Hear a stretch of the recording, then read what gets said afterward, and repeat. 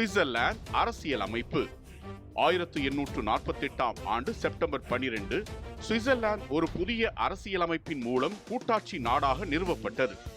Switzerland 13ஆம் நூற்றாண்டு முதல் பல சிறிய கான்டன்கள் எனப்படும் மாகாணங்கள் ஒன்றிணைந்து அமைந்த ஒரு கூட்டமைப்பாக இருந்தது.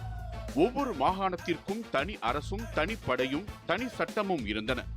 இது ஒரே நாடு என்ற ஒருமைப்பாடற்றதாக மாநிலங்களின் கூட்டமைப்பாக மட்டுமே இருந்தது. இது பல குழப்பங்களுக்கும் உள்நாட்டு பூசல்களுக்கும் வழிவகுத்தது. 1940களின் மத்தியில் கத்தோலிக்க மற்றும் புராட்டஸ்டன்ட் கிறிஸ்தவ மாகாணங்களுக்கு இடையே மத வேறுபாடுகள் காரணமாக அரசியல் பதற்றங்கள் ஏற்பட்டன. 7 கத்தோலிக்க மாகாணங்கள் தங்களை பாதுகாக்க சோண்டர்பண்ட் என்ற ஒரு தனிப்பட்ட கூட்டமைப்பை உருவாக்கின. இது மத்திய கூட்டமைப்பின் அதிகாரங்களுக்கு சவாலாக அமைந்தது. இதன் விளைவாக 1847ஆம் ஆண்டில் உள்நாட்டு போர் வெடித்தது. இந்த போர் மிக குறுகிய காலத்தில் முடிவடைந்தது. மத்திய அரசு படைகள் சோண்டர்பண்ட் கூட்டமைப்பை தோற்கடித்தன. இந்த போர் சுவிட்சர்லாந்திற்குள் ஒரு வலிமையான ஒருங்கிணைந்த தேசத்தை உருவாக்குவது அவசியம் என்பதை உணர்த்தியது. வெளிநாட்டு தாக்குதல்களையும் உள்நாட்டு மத பிரச்சனைகளையும் கட்டுப்படுத்த வலுவான மத்திய அரசு அவசியம் என்பது உணரப்பட்டது. இதன் விளைவாக 1848ஆம் ஆண்டில் புதிய அரசியலமைப்பு உருவாக்கப்பட்டது. இந்த புதிய அரசியலமைப்பு மத்திய அரசாங்கத்தை வலுப்படுத்தியது. மத்திய அரசாங்கத்திற்கு பாதுகாப்பு, வெளியுறவு கொள்கை, சுங்கவரி மற்றும் நாணய கொள்கை போன்ற முக்கியமான அதிகாரங்களை வழங்கியது. மத்திய அரசுக்கு அதிகாரம் வழங்கப்பட்டாலும் மாகாணங்களின் சுயாட்சியும் உரிய கட்டுப்பாடுகளுடன் தொடர்ந்து நிலைநிறுத்தப்பட்டது.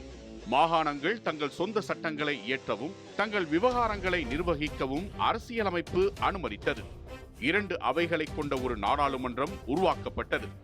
மக்கள் தொகையின் அடிப்படையில் பிரதிநிதிகளை கொண்ட நேஷனல் கவுன்சில், ஒவ்வொரு மாகாணத்திற்கும் சமமான பிரதிநிதிகளை கொண்ட கவுன்சில் ஆஃப் ஸ்டேட்ஸ் என்ற 2 அவைகளை கொண்டதாக நாடாளுமன்றம் உருவாக்கப்பட்டது.